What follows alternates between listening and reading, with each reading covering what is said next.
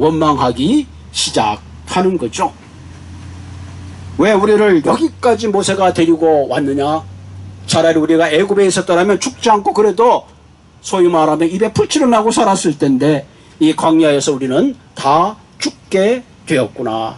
그리고 원망하고 불평하는 벼랑의 끝에 서게 된 거죠. 그런데 성경이 여기서 이스라엘 백성들이 원망하고 그냥 바로의 군대에게 다 접혀가 버렸더라면 얘기가 여기서 뭐 재미가 없겠죠. 그러나 하나님은 그들의 그 원망 가운데 그들을 불쌍히 여기시고 하나님께서 도저히 가를 수 없는 기적을 행하셔서 홍해를 갈라지는 그런 기적을 경험하게 되고 그들은 다시 하나님이 하나님 되심을 고백하게 된 사건입니다. 오늘도 우리는 이 본문을 보면서 우리의 삶 가운데 이런 생각을 하게 되죠. 때때 우리의 삶 가운데 길이 보이지 않을 때에 진퇴양면의 공경에 처할 때에 하나님께서 홍해를 가르듯이 우리의 인생 가운데 하나님께서 반드시 새 길을 내어주실 줄로 믿습니다. 여러분 이사야 55장 8절에 보면 이런 성경 구절이 있어요. 내 생각은 너희 생각과 다르고 내 길은 너희의 길과 다르며 이는 하늘이 땅보다 높음 같이 내 길은 너희 길보다 높으며 내 생각은 너희 생각보다 높음이라. 이 말은 뭐예요? 때때로 우리 인생에 찾아오는 고난과 역경을 다 생각할 수 없고 이해할 수 없지만은 그러나 하나님은 때로는 그 고난을 통해서 우리를 성숙시키시고 그 고난을 통해서 우리의 믿음을 더 든든하게 하시며 때로는 그 고난을 통해서 하나님의 하나님 되심을 깨닫게 하는 놀라운 은혜의 길로 인도해 주신다는 사실입니다. 그래서 일제기 마틴 뉴턴은 이런 고백을 했습니다. 고통은 축복을 가져다주는 지름길이다. 그렇게 말하죠. 자, 이스라엘 백성들은 430년 동안 애굽에 종사를 하면서 바로의 능력을 경험했습니다. 얼마나 그 세력이 강한지를 그들은 피부로 느꼈습니다. 430년의 세월이 흐르면서 그들은 아브라함의 하나님, 이삭의 하나님, 야곱의 하나님이 능력의 하나님이 아니라 침묵하시는 하나님, 무능하신 하나님으로밖에 경험할 수밖에 없었습니다. 그러나 하나님께서는 출애굽의 사건을 통해서 또 홍해를 갈라주는 놀라운 사건을 통해서 그들의 눈에 보이는 바로가 두려운 존재가 아니라 눈에 보이지 않지만 그 하나님이 얼마나 능력의 하나님인가 하는 것을 백성들에게 다시 한번 일깨워 주는 사건입니다. 여러분 출애굽기 14장 31절에 보면 이스라엘이 여호와께서 애굽 사람들에게 행하신 큰 능력을 보았으므로 백성이 여호와를 경외하며 여호와의 구종 모세를 믿었더라. 여러분 사실은 이스라엘 백성들이 애굽에서 나올 때에 그들의 힘으로 막 싸워가지고 나온 게 아니잖아요. 하나님께서 한 가지 재앙도 아니에요. 두 가지 재앙도 아니에요. 다섯 가지도 아니에요. 무려 10가지 재앙을 통해서 이스라엘 백성들을 구원해냈다라면 저 정도 그 정도 경험했더라면 홍해 앞에서도 하나님이 10가지 재앙을 통해서 우리 민족을 여기까지 인도하신 분이 반드시 무슨 길이 있겠지라고 생각하면 좋은데 사실 그렇게 하지 못한 거죠. 이스라엘 백성들은 다시 애굽으로 돌아가자. 차라리 그때가 낫다. 그렇게 고백하는 것을 볼 때에 우리는 다시 한번 우리의 시련 앞에 우리도 어쩌면 이스라엘 백성처럼 하나님이 나를 인도하신 놀라운 능력의 하나님을 잊어버릴 수 있다는 사실이죠. 그러나 하나님께서는 이스라엘 백성들에게 다시 한번 홍해의 시련을 통해서 홍해를 가르시는 놀라운 능력을 보게 함으로 하나님의 하나님 되시는 것을 다시 한번 보여주시는 것을 우리가 보게 됩니다. 여러분 신앙생활하는 것은 믿음을 따라 살아가는 거죠. 개인도 국가도 또 민족도 사실은 하나님께서는 믿음을 따라 역사하시는 걸 보게 됩니다. 이 허드슨 테일러라는 위대한 선교사는 이런 고백을 했습니다. 하나님이 나에게 시련을 주시는 까닭은 오직 나의 믿음을 자라게 하기 위함이라. 여러분 선교지에 선교한다는 것이 얼마나 힘들고 고달픕니까? 힘들 때마다 이분은 내게 있는 시련은 하나님께서 내게 믿음을 자라게 함이라 그랬어요. 왜 그랬는가? 베드로전서 1장 6절에 보면 이런 말씀이 있죠. 여러 가지 시험으로 말미암아 잠깐 근심하게 되지 않을 수 없으나 여러분 시험이 찾아오면 근심하게 되죠. 그러나 오히려 기뻐하라. 왜? 너희의 믿음의 확실함은 불로 연단하여도 없어질 금보다 더 귀하여 예수 그리스도께서 나타나실 때에 칭찬과 영광과 존귀를 얻게 하기 위함이라 그랬습니다. 여러분 우리의 믿음은 시련을 통해서 강해집니다. 사실 시련을 통과하지 않는 믿음은 연약할 수밖에 없습니다. 사실 어쩌면 우리가 코비드-19을 통해서 큰 믿음의 시련이 있어요. 이럴 때일수록 우리가 더 하나님께 가까이 가고, 이럴 때일수록 우리가 더 하나님이 하나님 되심을 알고, 이럴 때일수록 우리가 더욱더 말씀을 가까이 해야 된다는 이야기죠. 약한 믿음이라는 것은 단련받지 못하여 신뢰할 수 없는 믿음이다 그랬습니다. 그러므로 믿음은 들음에서 나고 들음은 그리스도의 말씀으로 말미암는다 그랬습니다. 우리가 하나님의 전능하심, 그분의 약속을 믿는 것은 우리가 말씀을 접촉할 때 그것을 강하게 되는 거죠. 여러분 물이 흐르는 곳에 식물이 자라듯이 말씀이 우리의 영혼 가운데, 우리의 마음 가운데 흐를 때에 우리의 믿음이 자라는 겁니다. 그러므로 우리의 말씀을 들음으로 만족하는 것이 아니라 말씀을 순종할 때에 우리는 전능하신 하나님의 약속 가운데 든든히 서게 되는 겁니다. 한마디로 하나님께서 우리에게 이 시련을 주고 고난을 주는 것은 믿음의 근육을 키우기 위한 겁니다. 여러분 요즘 이제 짐을 문을 닫았지만 짐에 가는 사람들의 가장 중요한 이유 중에 하나는 건강을 위해서, 또 젊은 사람들 자기의 근육의 힘을 키우기 위해서 그러는 거죠. 우리 집에 가면은 그 아들이 하나 있는데 집에 뭐 별걸 다 갖다 놨어요. 석가래라 그러나 하여간 집 앞에 거기 막 매달아 놓고 뭐 맨날 붙잡고, 어떨 때 집사람하고 이런 농담에 시큰 밥 먹여놨더니 저기서 힘 다 소비한다. 뭐 근육을 기르느라고 거꾸로 서는 거 이제 그것도 이제 열심히 연습하더니 잘 서더라고요. 하여간 열심히 운동을 해서 남을 보면 아빠 이것도 해봐야 돼. 그렇게 열심히 권하더라고요. 벤자민 플랭클은 이런 얘기를 해서, 고통은 교훈을 준다. 나의 일생의 고난은 나의 풍족한 생활에서 가져오는 것보다 더 많은 가치를 가지고 왔다. 고통은 우리 모두의 스승이다 그랬습니다. 사실 우리는 참 아둔해요. 때로는 이 아파봐야지만이 아픈 사람의 입장을 우리가 알게 되죠. 시련을 겪을 때에 때로는 우리의 교만이 깨어지고 우리의 연약함이 깨어지고 우리의 인간됨의 인생을 새롭게 우리가 돌아보게 되는 겁니다. 그러므로 우리는 시련을 통해서 말씀의 깊이를 배우고 하나님의 말씀을 지켜 행하게 된다는 사실입니다. 그래서 오늘 우리는 이 사건을 통해서 하나님께서 우리에게 세 가지 중요한 이 고난 가운데 우리가 승리할 수 있는 원리를 말씀하고 있습니다. 첫째 원리가 뭐냐면은, 우리가 어려움에 처했을 때에 우리는 그 어려움의 환경을 보는 것이 아니라 하나님을 바라보아야 합니다. 그 두 번째는 하나님을 바라볼 뿐만 아니라 그 하나님을 의지하고 신뢰해야 합니다. 그리고 맨 마지막에는 기도하고 인내함으로 잠잠히 하나님이 어떻게 행하시는가, 그 하나님의 손에 우리의 삶을 맡겨드리고 인내해야 된다는 사실입니다. 여러분 이스라엘 백성들이 진퇴양난의 환경을 바라보고 사람을 바라보았을 때 그들은 두려움에 가득 찼어요. 오늘 본문에 보면 바로가 가까이 올 때 이스라엘 자손이 눈을 들어 본즉 애굽 사람들이 자기들 뒤에 이른지라 이스라엘 자손이 심히 두려워하여 여호와께 부르짖고. 흔히들 이런 말을 하잖아요. 발등에 불이 떨어지면 발등에 불만 보게 되는 거죠. 우리가 어려운 일을 딱 당하게 되면 그냥 어떨 때는 이성이 마비돼 버리는 거예요. 그래서 너무 당황하게 되죠. 그럴 때 우리는 그 문제만 보지 말고 그 눈을 떼어서 전능하신 하나님을 바라보아야 합니다.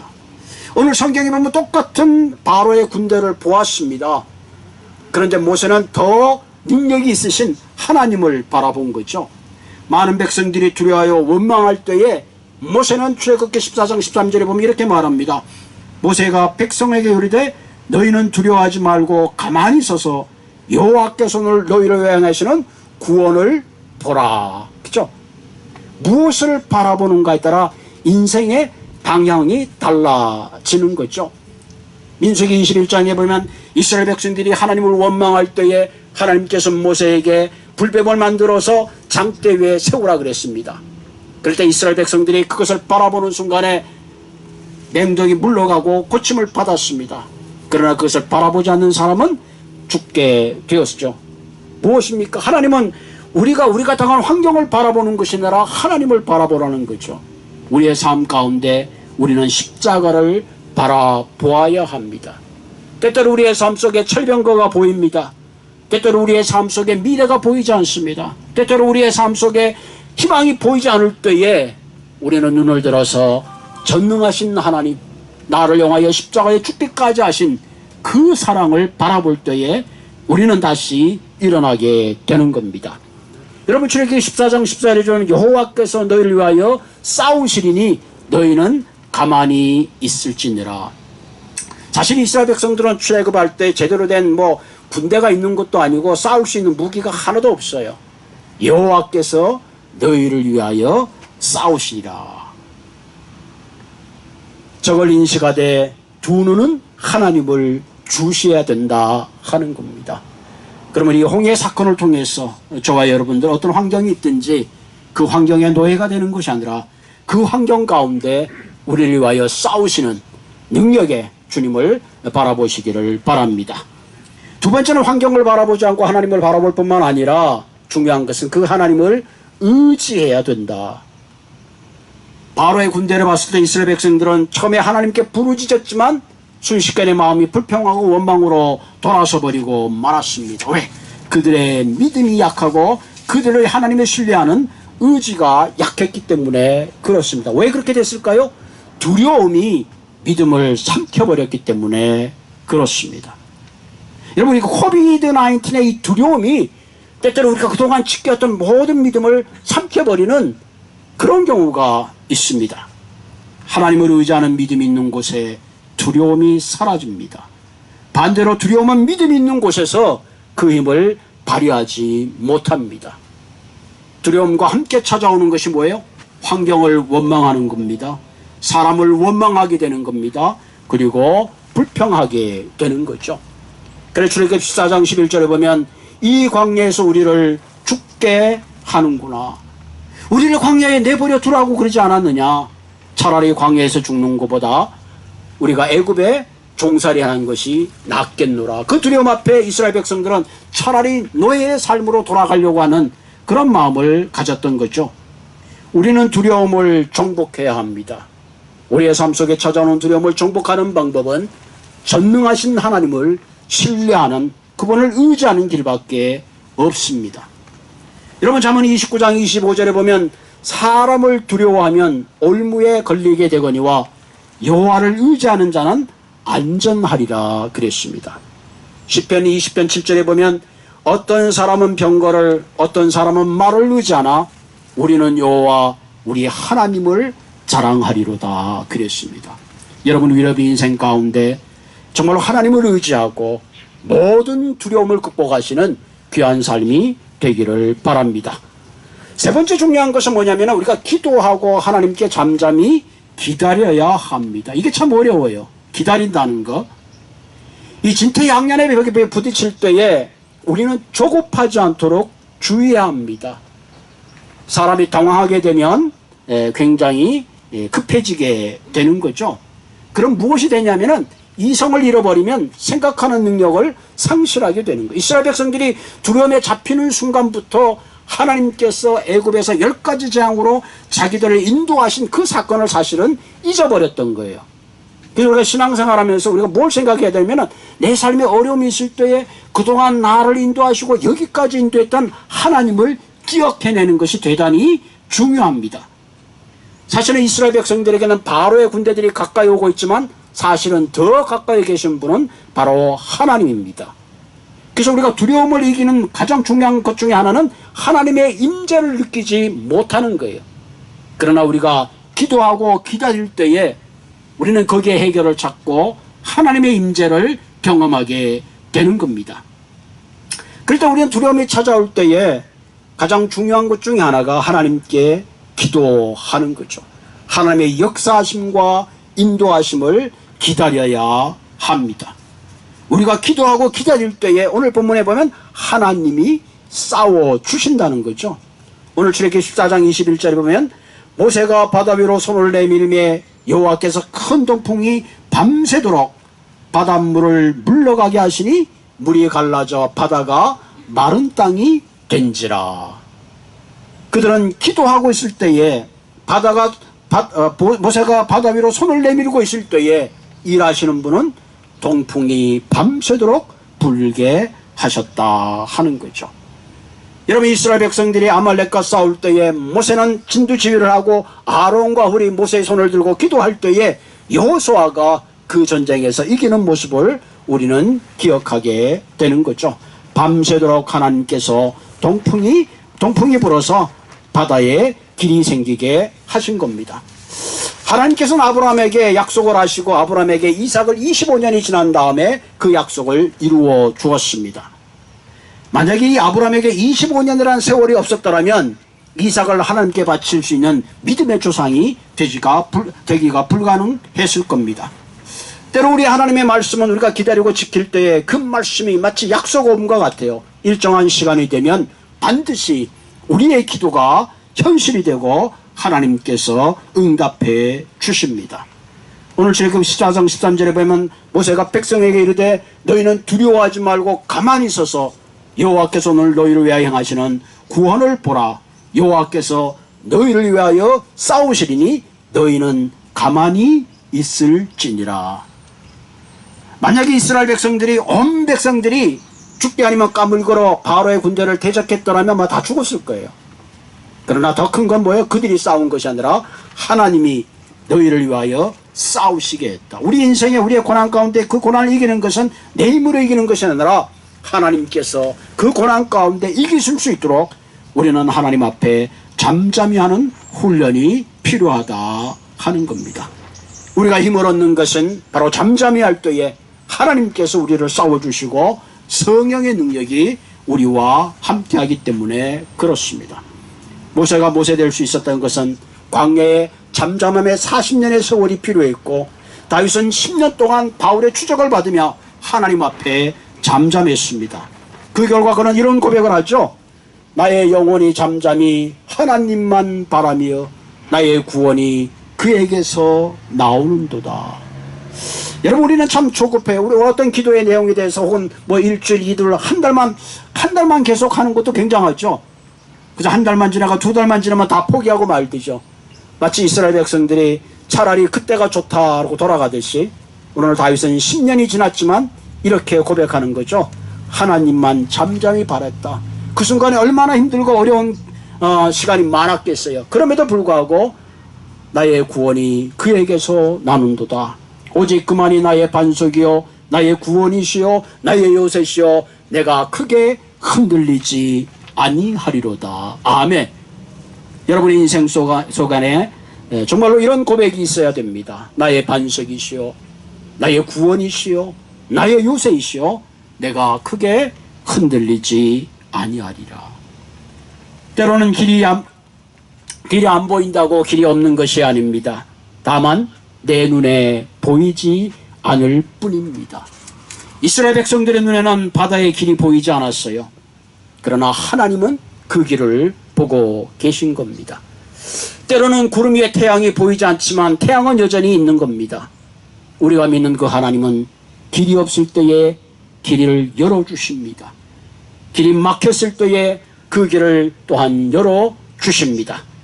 홍해를 가르신 그분, 우리의 삶 가운데 어떤 고난이 있든지 어려움이 있든지 반드시 하나님께서 길을 만드시고 그분을 통해서 놀라우신 그런 하나님의 은혜와 역사를 경험하시기를 바랍니다. 이사야 47장 13절 보라 내가 새 일을 행하리니 이제 나타날 것이라 너희가 그것을 알지 못하겠느냐 반드시 내가 광야의 길을 사막에 광을 내리니. 우리의 인생이 아무리 척박한 광야라 할지라도 사막이라 할지라도 강을 내시는 그 하나님을 의지하시고 여러분의 삶 가운데 늘 하나님의 동행하심이 함께하기를 주님의 이름으로 부탁을 드립니다. 같이 기도하겠습니다.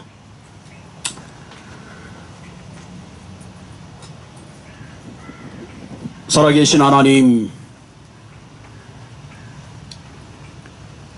하나님께서 이때까지 나를 선한 길로 인도하시고 내가 힘들고 어려울 때마다 때로는 업으시고 이끄신 은혜가 너무 큰데 때로 우리가 그 하나님을 잃어버리고 당장 내가 당하는 고통, 내가 당하는 고난 앞에 좌절하고 절망하고 포기할 때가 참 많이 있습니다. 아버지 하나님, 지난 3월부터 지금까지 우리의 믿음의 과정을 한번 돌아보게 됩니다. 아버지 하나님, 이런 어려움과 시련 가운데 다시 한번 전능하신 하나님 바라보게 하시고 우리가 환경을 따라 사는 삶이 아니라 환경을 지배하고 말씀의 약속을 따라 믿음을 따라 살아가는 저희들 될 수 있도록 주님 인도하여 주옵소서. 우리의 모든 형편과 처지를 주님 아십니다. 내 힘으로 해결할 수 없는 일들을 주님 앞에 맡깁니다.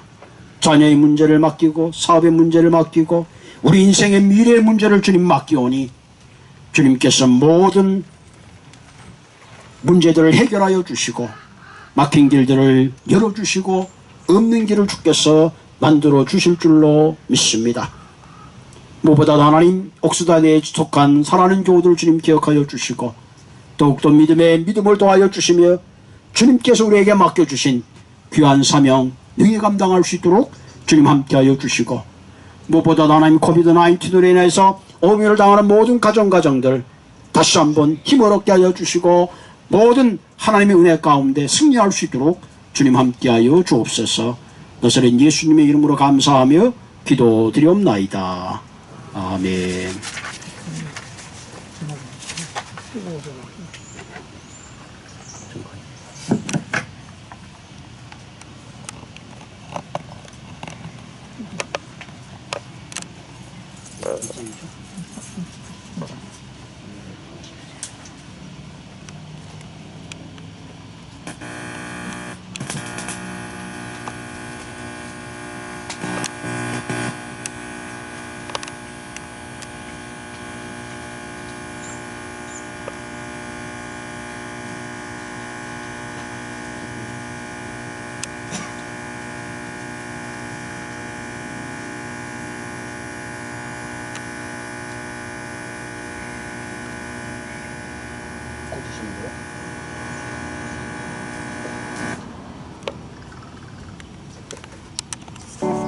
눈을 들어 산을 보니 그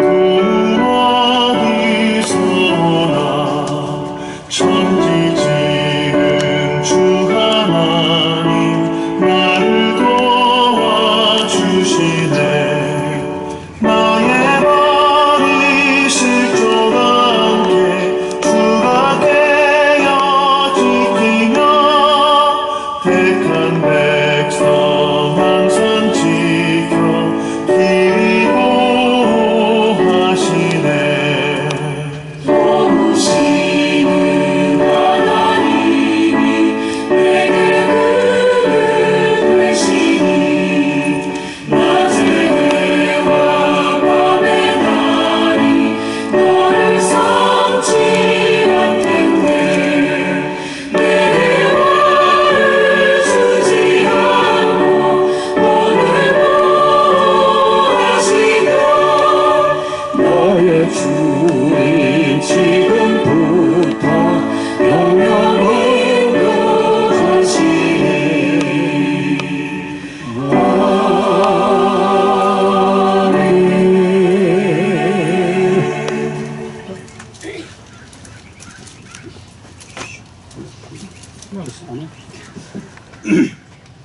네, 드린 예물을 위해서 기도하도록 하겠습니다. 천지를 지으신 하나님이 나를 도와주시며 나의 발이 실족지 않게 택한 백성을 항상 지키시기로 약속하신 하나님, 오늘 이 시간 주님 앞에 저희들이 마음과 정성과 뜻을 다하여 귀한 예물을 주님 앞에 구별하여 드립니다. 감사의 예물을 드리며 11조의 예물을 드리며 주정의 예물을 드리며 건축의 예물을 드리오니 아버지 하나님, 드린 손길 하나님, 드린 예물을 주님 받으시고 우리의 일생 동안 진정 주님이 우리의 삶의 모든 필요를 채워주시는 주님인 것을 고백하게 하시고, 또한 주님이 맡겨주신 그 모든 재물이, 우리의 시간이, 우리의 건강이, 우리의 모든 은사들이 주님께로 왔음을 고백하며 진정 이 땅에 사는 동안 주님의 청지기로서 우리가 나누며 베푸며 도움의 삶을 살아갈 수 있도록 주님 함께하여 주시옵소서. 우리의 형편과 저주를 주님 아십니다. 아버지 하나님, 이스라엘 백성들을 만나와 메추라기로 먹이듯이 날마다 일용할 양식으로 주님 채우시고, 진정 하나님 우리의 삶이 죄의 나라와 의를 위하여 달려가는 사명자의 삶이 될 수 있도록 주님 함께하여 주시옵소서. 나사렛 예수님의 이름으로 감사하며 기도드리옵나이다. 아멘.